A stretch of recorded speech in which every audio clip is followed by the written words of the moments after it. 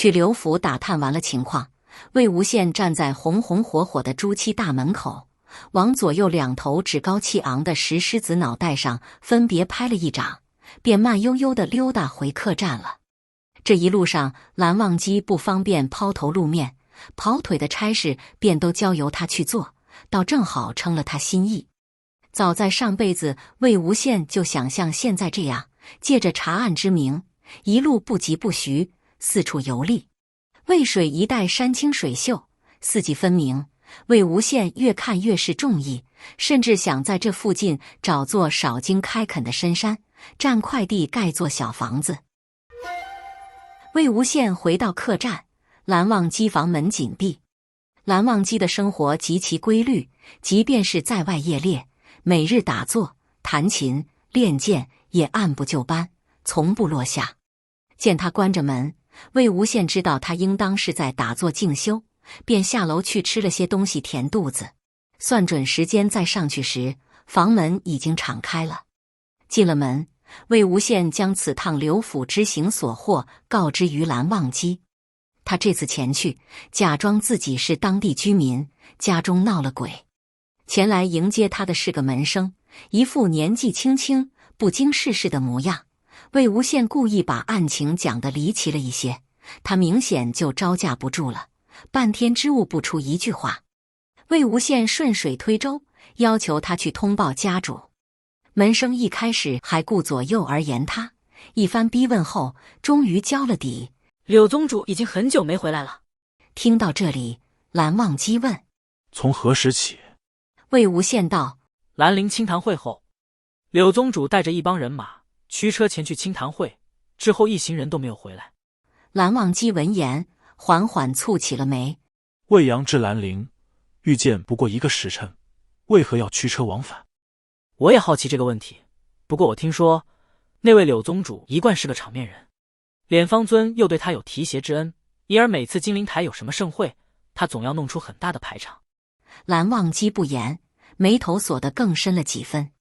魏无羡继续道：之后我又向家丁套话，可不论问什么，他们都说不知道。我也不知道他们是在跟我打马虎眼，还是确乎如此了。韩光君，依你看来，接下来我们应该怎么做？魏阳到兰陵共有3条路，1条水路，2条旱路。南路须越长岭，北路须渡荒漠。魏无羡眼睛一亮，笑道：我已经问过马夫了，他们平日里都走南路，我就知道你肯定是想亲自沿途走过去，看看有什么异常，所以提前都打探清楚了。怎么样，韩光君，我是不是很懂你？你收拾收拾，咱们就可以动身了。蓝忘机点头，又看了魏无羡一眼。等等，先休息心法。哦，好呀。魏无羡搬了个垫子过来，乐呵呵地在案前坐下，等着蓝忘机为他奏琴。说来也怪，魏无羡对结丹仪式本是不以为然的，一是觉得荒唐，二是觉得没什么意义。修习邪术本就是条不归路，都是上了这条道的人了，谁还会去做那延年益寿的春秋大梦？天底下哪有这样的好事？只是蓝忘机如此认真，他自己仿佛也受其感染，跟着认真了起来。这几日看着心法有所进展，他甚至还备受鼓舞，大言不惭道：我已经能感觉到丹元所在了，要不明天我们就开始下一层吧。蓝忘机摇头：不可，一般人需休息足月方可到位，你脉象比常人紊乱，更不能操之过急。魏无羡调笑道：怎么听着像你已经帮很多人结过丹了似的？这些天魏无羡心上一直压着些东西，和羽毛一样轻飘飘的，这时又冷不防在他心上挠了一挠。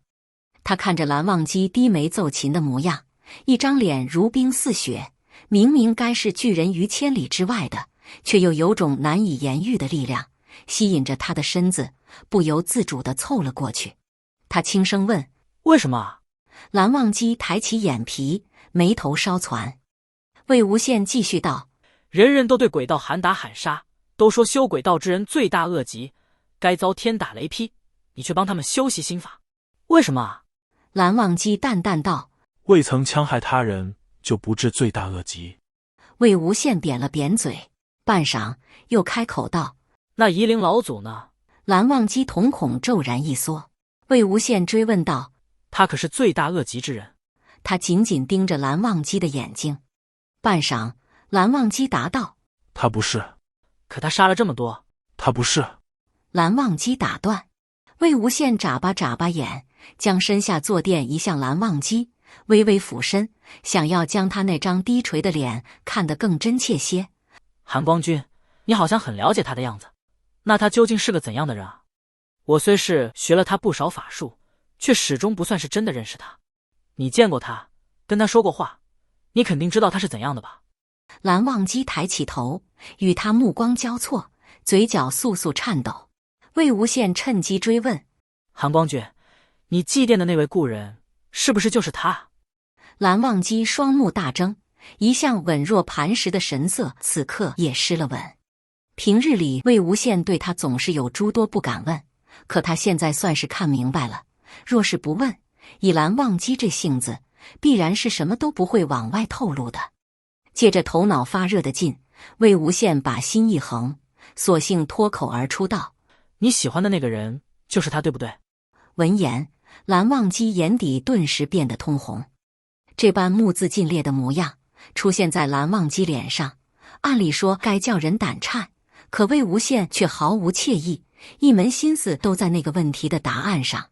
魏无羡眼疾手快，瞥见蓝忘机琴弦上的手指抖了一抖，害怕他又像上次那样将手割得血肉模糊，便一把将他的手握了起来。二人相顾无言。须臾，魏无羡喃喃出声：“我说对了。”蓝忘机用力甩开他的手，收琴起身，留给他一个沉默的背影。伫立片刻，蓝忘机微微侧过身来，纵使之前情绪再是汹涌湍急，如今在他脸上都已无从觅得。他低声道了句：“失陪。”紧接着就快步离开了房间。四周静谧无比，只听得到魏无羡响若擂鼓的心跳声。魏阳至兰陵一路途径数个仙门要地，也难怪柳宗主要如此兴师动众，情愿忍受舟车劳顿，为的便是携着大批马匹随从，浩浩荡荡地从繁华街市上驶过，既能收获百姓的喝彩膜拜，也能在沿途大小仙门面前赚足脸面。只是一旦进入岐山领地，路就没那么好走了。难走原因有二：一是这里山脉众多，且大多高耸险峻，这便也催生了第二个难处。正因此地层峦叠嶂，当初射日之争时，便成了温氏最后一道险关要隘。伤亡最惨重的几场关键战役，皆是在此地开打。战后由于死伤太多，这片山地便几乎成了坟地。射日之争后大兴修路，这一带怨气浅的地方，便以符镇压度化，改作大道，任车马通行。而另外一些怨气深重之地，不敢轻举妄动，便只能放任自流。一般人见此地阴森如斯，往往选择绕道而行。不过，对于心存歹念之人来说，此地却不失为一个行凶、抛尸、填埋一气呵成的绝佳宝地。刚一走进坟地，便有一股阴气扑面而来。两人每途径一处，周遭空气则陡然转冷，仿佛是流连此地的阴邪在警告来者，扰乱了自己清静。蓝忘机一直严阵以待，将腰间佩剑握于手中。古怪的是，他们踏过满地的骷髅头，一路走到了坟地的另一端，却始终没遇见什么异象，甚至几乎察觉不到恶意。蓝忘机偏过头去，默默看了魏无羡一眼，并未多言。战时时间紧迫，来不及给每个人料理后事，不管是性温的还是乏温的，尸体都一股脑抛至此处。因而这里的尸体未经超度，怨气无从化解，长年累月下来，便将整片地带浸染得极阴极邪，就连树也生得光秃秃的，偶尔能长出几片叶子，还都泛着森然可怖的黑色。蓝忘机四处勘探，走到了一棵树前，弓下身去，从地上拾起了一些东西，是一些细细碎碎的布条，已经被你给染得看不出颜色。稍作清理，布条上显现出纹样，虽然残缺不全，但依然可辨，正是未杨柳氏的家纹。二人走到树边，看见树干上隐约有几丝划痕。魏无羡凑近了些，猜测道：“这是剑痕。”蓝忘机点了点头。如此看来，柳宗主该是在从金陵台返程途经这片坟地时，与人起了争执。蓝忘机没有回答，目光时而飘向手里的碎布条，时而飘向树干，表情越发凝肃。魏无羡轻声问：“怎么？